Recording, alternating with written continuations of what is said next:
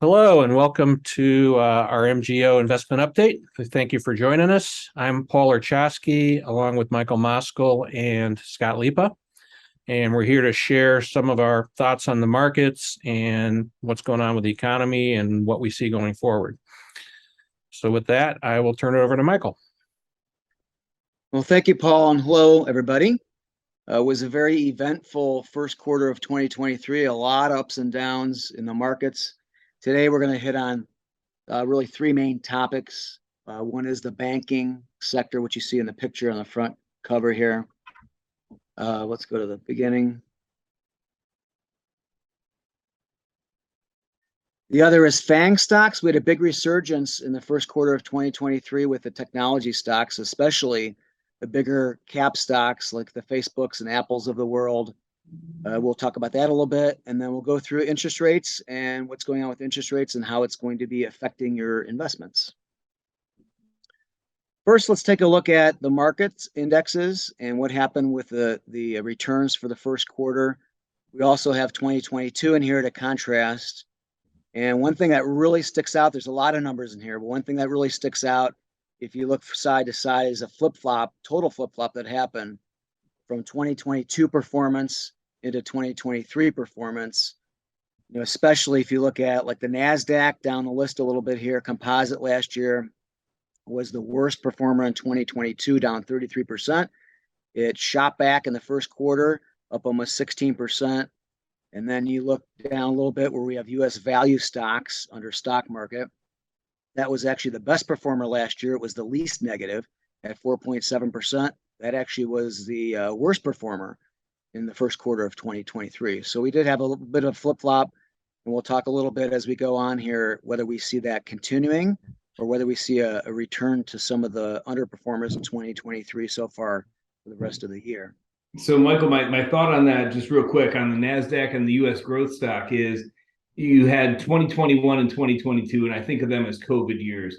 And anything that happened during COVID, meaning relative to working at home and technology and, like we're sitting home watching Netflix. We can't go to a movie. We have an Amazon box at our door every morning. Those stocks got really overvalued in 2021 and 2022. And then as things open back up in 2020, late 2022 and 2023, what you see is maybe those stocks becoming worthwhile investment again, or a value relative to being overbought in those 2 years that we had COVID. And I think you're seeing that maybe the pendulum swinging the other way a little bit. Yeah, absolutely. And we're going to talk, Scott, a little bit about differentiating between the profitable technology companies, the FANGs, as they call them, FANGs Plus, because we would throw, NVIDIA in there, which isn't one of the FAANGs, but it certainly is one of the better stocks in there. The more profitable cash flow companies like the Facebooks and the Apples and the Amazons, versus some of the meme stocks that came along after that were not making profits, that were up a lot in 2021, right, in 2020, but then crashed in 2022. Those may not make the comebacks like we're talking about. Right. Bonds were up, which was a nice relief this year. Last year we had the worst bond market since the early 1980s and late 70s. So it's been a long time since we've seen such negative returns in bonds as we did last year in 2022. This year we've had positive performance, which is more typical of what you would see for bonds. And then other investments, we have oil prices were down. Actually, oil prices now are up. This is through March 31st. So just the last day or so, we had oil prices pop up. So we're actually positive with oil prices this year. They, of course, were up last year. And then gold is doing what it's supposed to do. Gold is an inflation hedge traditionally. We've had higher inflation going back in 2022 and currently still high inflation, relative to what we had certainly 10 years previous. And gold's up 8% this year. It was up 1% last year. So it's sort of doing what it's supposed to do, as far as protecting investors against inflation. The takeaway here, you look at all these, if you go back to the stock market up here and look at all the pluses, minuses, all these numbers going back and forth, to me, really what this says is that you want to stay diversified as an investor. Don't have all your eggs in one basket. You do want to have some technology stocks. You want to have some industrials, through the Dow. You want to have value stocks. You want to have growth stocks. You just want to stay diversified because you just don't know necessarily at any given time what goes down and what goes up in a short time period. And I would mention too that bonds aren't dead. That there's still a need for bonds as far as diversification goes. Despite the year they had last year, that was probably the Fed, I think, overcorrecting what they didn't do in 2021 and 2022, and overcorrecting that for new bond buyers. That just means yield to maturities are much higher than they were a year or two ago, and it's still an opportunity. Yeah, we're going to talk a little bit more about that, Scott. That's a good point because we're seeing some of the best, of course, fixed income rates. I mean, I'm thinking back to 2007. We were all alive back then and managing money, and we've not bought from 2008 to 2022. We didn't really buy a whole lot of individual fixed income, but we are now because we can get rates 4 to 6% on a quote unquote guaranteed basis if we're buying treasuries. Those are annual yields. We haven't seen those kind of yields in 15 or 16 years. So absolutely, bonds are not dead. Bonds can provide a nice ballast to portfolios. Bank troubles, that was the big topic back in, certainly the first quarter. We had two big bank failures in the U.S. and one big, huge Swiss bank that failed very quickly. But we got to remember, these are a tiny percentage of banks. There's 4,844 FDIC insured banks in the United States. You're talking about two bank failures. Now, these were big banks, no doubt about it. These were the second largest failures in history here. But they eventually were supported, of course, by FDIC. No one lost their money, as far as depositors were considered. So, but it's something to keep an eye on. Actually, there's another stat I saw that was 17,000 banks if you count branches. So these banks that we're talking about that had some problems here and troubles in more specific areas were such a small percentage of banks. And I think it was 95%, Paul, of banks are FDIC. The deposits at these banks are FDIC insured in the U.S. So 95% of deposits are insured. So most everybody's money is okay and protected. Yeah, I think this is different. This isn't the financial failure of 2008, 2009. It's not a systemic problem. It's a very isolated issue. The only thing that concerns me or bothers me about it is the FDIC insuring everything, and I think that's just the political environment we're in, where it doesn't matter what your FDIC insurance is. Your money in the U.S. is going to be safe if it's in a bank, and that's great for investors and great for depositors, but maybe it rewards bad behavior from the banking financial system. Yeah, I agree. I was on a conference call with a foundation that we manage money for, and the one guy brought up, he says, doesn't this create moral hazard? If the government's stepping in. I said, I think we crossed that bridge back in 2008 and 9. In the last financial crisis when the government stepped in and pretty much bailed everybody out after Lehman. Yeah. So yeah, it's just, some people support it, some don't. It's just sort of the path that we've been on, that we just, we don't want to see big institutions fail or big corporations fail, which I understand. But at the same time, Scott, you're right. It does support potentially, bad behavior when you allow private profits and socialize losses. When they don't have to pay for their losses, they have the taxpayers pay for it. Yeah, let bad companies fail is my thought, whether it be financials or anything. But my other thought would be, as far as us buying, like some of the stuff we're buying, we're getting good rates on CDs. We're getting good rates in like you mentioned earlier about bonds. I don't have much concern about anything failing because of the way the government system is set up right now. I think we're in good shape, and we take advantage of those rates for the safe money that people have. Yep, I agree. I feel the same. I got my money down the street in First Federal, and I don't have a problem. They're not going to be going under. Right. All right, interest rates. We'll talk a little bit about interest rates here. Higher interest rates, and we say historic here because we've gone up in a very, very short period of time with interest rates. So interest rate increases have created positive and negative effects. Positive, we've just been talking about a little bit. When you have higher interest rates, it filters into higher bond rates, treasury rates, higher CD rates at banks, higher money market funds. And for older clients, that's a good thing. Certainly for everybody, it's sort of a good thing who has money at banks, invested there or has money in treasuries as far as yield is concerned. But, one thing that's been a negative, not with this, but one thing that's been a negative before we had the interest rate increases, really in the 2009 to 2021 time period, when you had rates near zero, it was difficult as a money manager to be investing for older individuals. We have individuals that are in their 90s. My oldest client's 97. I prefer not to have them invested heavily in stocks. But when you have zero rates that you can purchase on CDs or treasuries or other fixed income, it's difficult. You have to have them probably more risky than you would like to. So one of the positive things about let me interest take this rates. back to our. Let me take this back for a second to our stock allocations and our financials. What I've seen, or what we've all seen, is mortgage rate, 30-year mortgages going from 2.5 to 7.5 in a matter of a year, but savings rates going from 2 to 3. And my thought is banks are just increasing their spreads, and banks are in the business of making money. So when I mention interested in technology stocks as an overweight, financials also as an overweight, because this is an opportunity for banks to make more money. Yep, can certainly be. We'll see what happens with the regulation that may come out if they do end up insuring all deposits.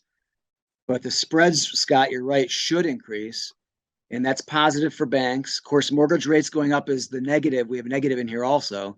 Yeah, negative effects does tend to slow down the economy, which is the intention. The Federal Reserve, that's the one raising rates. That's their whole purpose, as they say. They want to try to slow down the economy to get inflation down.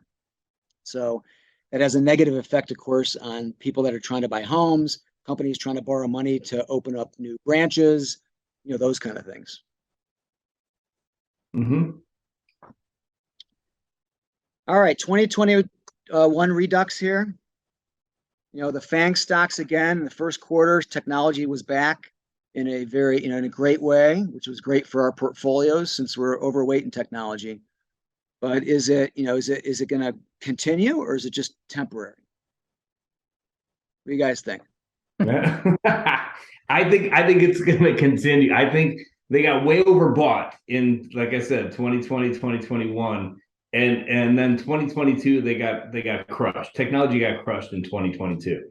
And I think it's now back to these companies aren't going anywhere. Look at the companies on here. You got Facebook, Amazon, Apple, Netflix, Google. Does anyone think any of these companies are going to go anywhere in the next 5 years? They're not going out of business. They may have to trim down. They might have got a little bit fat and happy during COVID. And now they're trimming back to the companies that they should be, which I think makes them an opportunity. Yeah, I'd agree. I think some of these are even more like defensive stocks anymore. You look at Apple, and it's, that's almost a safe place to put your money in the market because they're just so big and strong, and they're going to be there. They're not going anywhere. And I think they're all going to continue to grow, maybe not at the pace they have in the past, but when I'm out looking at even long-term investments, they're all going to be around. They're all probably good, solid investments to have as part of your portfolio.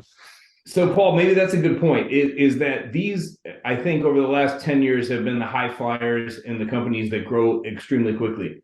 Maybe that's not the case anymore. Maybe these have become the Microsofts and the Procters and Gambles and the Johnson and Johnsons of the world, where don't expect 20% growth, but understand that they're around and sustainable, and they're going to be the 7 to 10% return that you historically see from the market as a whole. Yeah, but I think you got to look at it longer term still, because you still have a company like Facebook that dropped 70%. They're not totally immune from the volatility, but I think I look at them more as long term kind of almost defensive investments. They're going to be around. They're solid. They're not going anywhere. There may have some volatility when the tech gets hit. They're going to get hit, but they're gonna hold up over time. Yeah, if you remember, by the way, this is a great discussion because if you remember in the late 90s when we had, the last really tech boom that we had back in the late 90s, and the tech back then, of course, was the dot-com boom that was going on. But, Cisco and Microsoft and Intel, those companies were going gangbusters. The PE ratios were going into 60, 70 times, 80 times.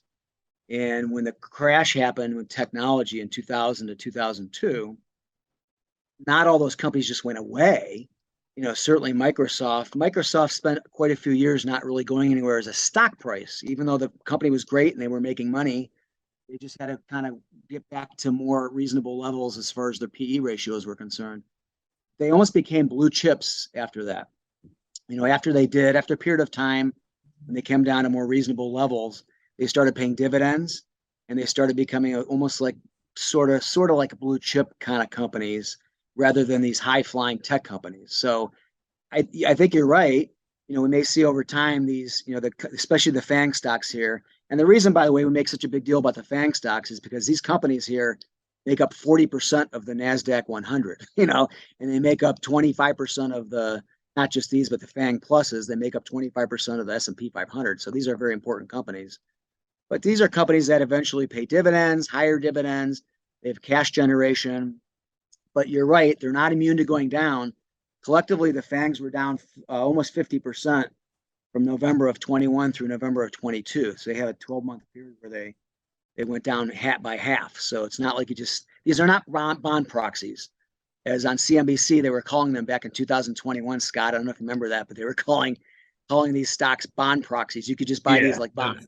Not the case, right? Which was a little silly, because stocks are not bonds, but these are great companies with great cash flow. So over time, you would think these are going to be good investments. History is also on our side, as the words say on the screen. So after down calendar years, rarely do we have down years after that. We usually have on average up years. So the S&P 500 has been up an average of 9% the next year after down calendar year, like we had in 2022. And the NASDAQ 100, which doesn't have that long of a history, still is up an average of 22% the year after a down year. So, one cautionary thing is they're not cheap. They're not really super cheap.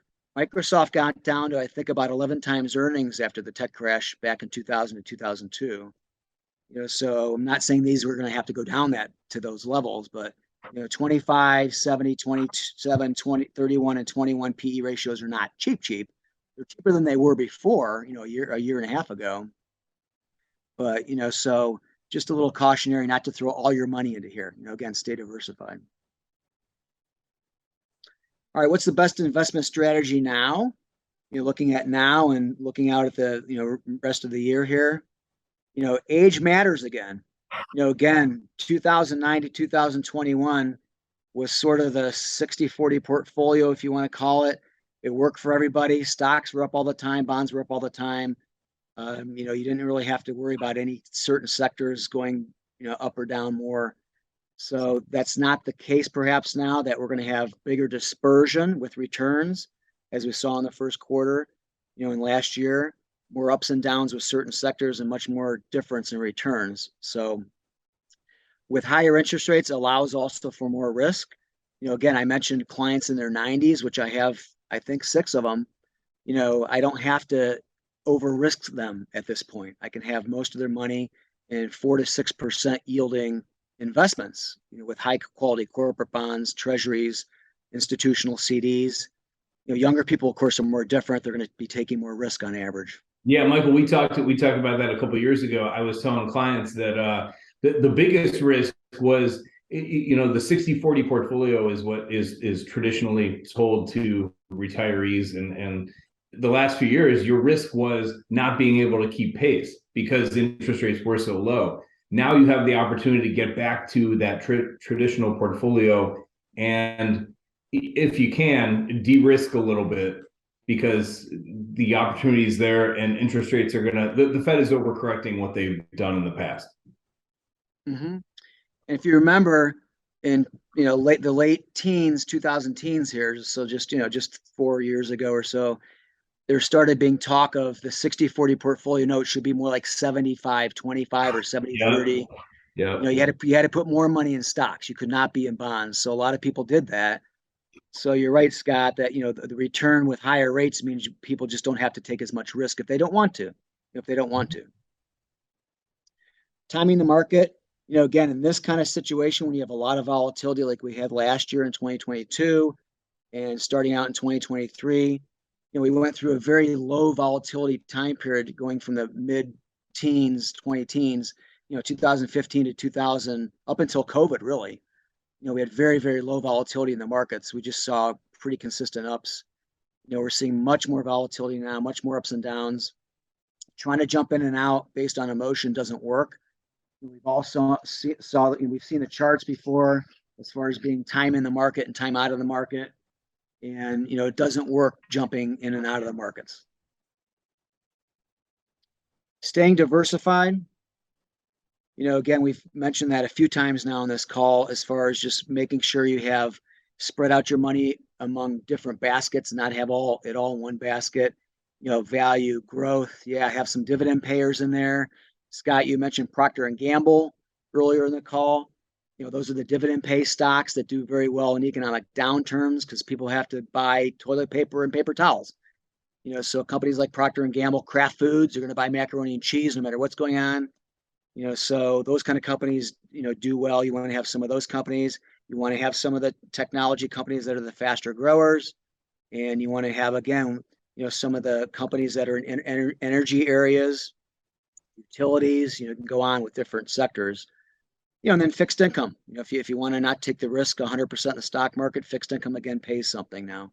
Yeah, I'd say be diversified, but look for opportunity at the same time, right? We're talking about technology and financial as being an opportunity and things that we're overweighting or taking advantage of. But at the same time, be diversified. And I'd say Michael's more like a toe in the water and let's diversify, and it makes perfect sense. And I'm more of a cannonball guy. So the two of us, or us as an investment committee, look at this stuff and we come to a conclusion that makes sense for all clients. Whether it's leaning to the tech side or to the dividend side, we'll come to a happy medium that makes sense for everybody. Yeah, and on the margin we do that. So you're looking back at 2022, going back actually to 2021, we started investing in energy more heavily. Yeah. And because it got so cheap, it was just so cheap and everyone hated it. And that's usually, it's like we took the Warren Buffett approach. That's the approach he takes. So his approach is trying to buy things cheaply, and that's what we try to do also. So you're right. Last year we started putting our toe in the water a little bit more in technology as far as overweighting, which has worked out well, going into this year. So we'll continue to do that and pick different sectors that we think are better values to be able to generate higher returns. All right. Any last comments here? Of course, any questions anyone has of investors, always pick up the phone and call us. Most of our clients have our cell numbers anyway. I have the work number on here, but they can call our cell numbers directly and get us. Yes. Anything, Paul? Good. I think this was helpful. It's interesting debates, and I like I like the yin and yang of here's where we get to what makes the best decisions or what makes the best formula for clients. Mm-hmm. Yep, I agree. We like doing this stuff. Okay, well, great. Well, we'll be back and do this again in a few months here after the next quarter. And until then, have a great next quarter. Thank you.